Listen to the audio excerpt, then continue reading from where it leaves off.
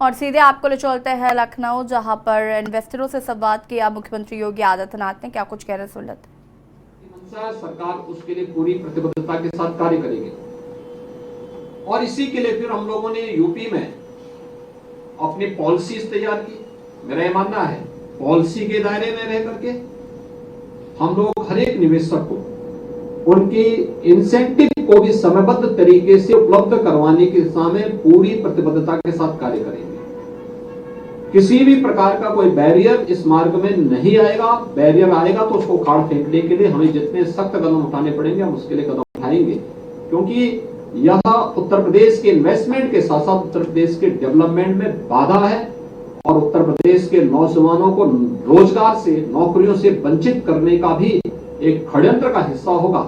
इसको किसी भी स्थिति में स्वीकार नहीं किया जा सकता है और मैं इस अवसर पर आपको इस बात के लिए आश्वस्त करूंगा। इन्वेस्ट यूपी, उद्योग बंधु से इन्वेस्ट यूपी का आना ये अपने आप में एक रिफॉर्म है, लेकिन इसके रिजल्ट भी दिखने चाहिए और इसके रिजल्ट, पहले रिजल्ट तभी आए हैं जब पहली बार 10.5 लाख करोड़ रुपए के निवेश के प्रस्ताव ग्राउंड ब्रेकिंग के लिए यहां पर आदरणीय प्रधानमंत्री जी के कर कमलों से जमीनी धरातल पर उतरते हुए दिखाई दिए। लोग देख रहे हैं। आज मुझे याद है राज्य से एक टीम आई, अभी हाल ही में मेरे पास आई। उन्होंने कहा कि पहले उन्होंने मुझसे पूछा, अचानक आए, उन्होंने कहा साहब क्या आपके यहाँ सचमुच यूपी का बजट आज 7.5 लाख करोड़ का है? मैंने कहा आपको क्या लगता है?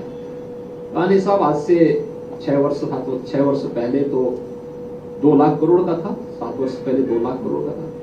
मैंने कहा 6 वर्ष पहले का यूपी अब नहीं है, अब तो एक नया यूपी है और इस नए यूपी में 7.5 लाख करोड़ से हम संतुष्ट नहीं होने वाले। मेरा तो ये मानना था 10 लाख करोड़ से ऊपर का होना चाहिए। का ग्राउंड ब्रेकिंग में जो आपके डाटा आए हैं, क्या ये ऑर्गेनिक है? मैंने कहा यही प्रश्न तब भी उठे थे जब हमने यहाँ पे इन्वेस्टर समिट किया था। हमारा जो ग्लोबल इन्वेस्टर समिट हुआ था तब भी उठे थे कि 40 लाख करोड़ रुपए के निवेश के प्रस्ताव क्या ये ऑर्गेनिक हैं? ये प्रश्न मुझसे उस समय भी कुछ लोगों ने पूछा था, तो मैं मौन रहा। मैंने कभी इसका जवाब समय दे देगा, लेकिन मैं देखता था कि चौथे पांचवें दिन उन्हीं लोगों के फोन मेरे पास आने लग गए कि हमें प्रसन्नता है कि आपके सभी डाटा ऑर्गेनिक हैं।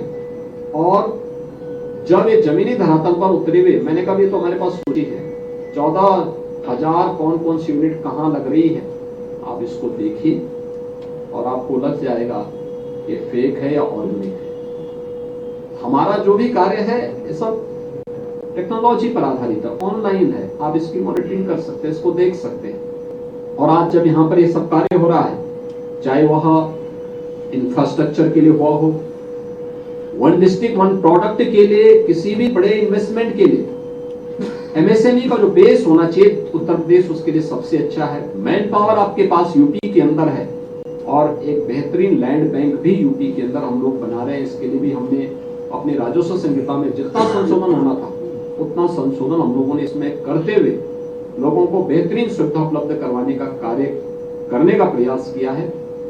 एफडीआई की पॉलिसी लाने वाला देश का पहला राज्य है और इसमें भी हम लोगों ने जो इंसेंटिव देने की कार्रवाई की है। अभी हमारे और भी रिफॉर्म होने जा रहे हैं, क्योंकि आज की आवश्यकता है। यूपी को $1 ट्रिलियन की इकोनॉमी के लक्ष्य को प्राप्त करना है तो हमें अधिक से अधिक निवेश को आकर्षित करना भी पड़ेगा, फैसिलिटेशन की सुविधा अधिक से अधिक हमें उपलब्ध करानी ही पड़ेगी और उस दिशा में उत्तर प्रदेश पूरी तरह तैयार है।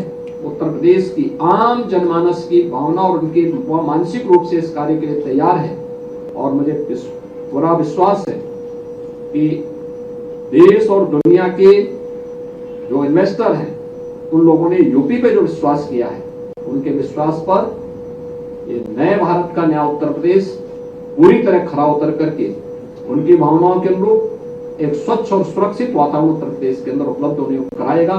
मैं आज के इस इन्वेस्ट यूपी के इस नए भवन के शुभारंभ के अवसर पर, नए कार्यालय के शुभारंभ के अवसर पर इन्वेस्ट यूपी को और औद्योगिक विकास विभाग को हृदय से बधाई देता हूं और विश्वास करता हूं कि हमें इस दिशा में और भी रिफॉर्म करने की दिशा में आगे बढ़ने के लिए तैयार रहना पड़ेगा।